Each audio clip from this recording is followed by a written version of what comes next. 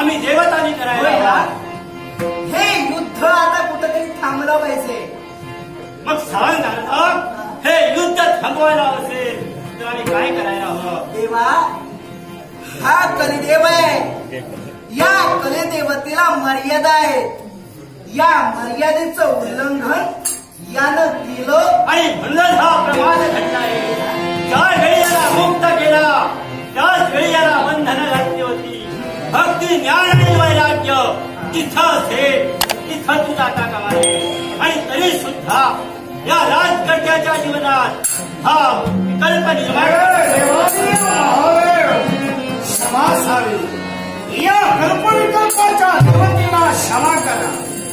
पण देवा, मी हे का घडविला आहे का? कशासाठी हे युग आहे, ते माझा युग आहे. योग्य आणि आहे. या युगाच्या ठिकाणी तुला मोठेपणा मी जे हे घडविलं कशासाठी? मोठेपणासाठी. या तुमच्या भक्तांच्या जीवनात जरी दुःख आलं तरी त्यांच्या जीवनात सुख म्हणून तुमचा आशीर्वाद लाभावा म्हणून आज मी घडविलंय. आणि हे असं त्याच्या पुढं तुम्हा देवतांचा मोठेपणा हे माझा युक्ती चालवला. हे प्रत्यक्षात प्रमाण त्या कलियुगात तुम्ही आमच्या जीवनात आलात. हो, पण कलियुग असलं तरी एक मात्र दिसलं गेलं की जिथं ज्ञान भक्ती आणि वैराग्य तिथं कली कधी कुणाचा वाईट करू शकत नाही. युग जरी आपलं असलं तर या जगात एक उद्देश आहे.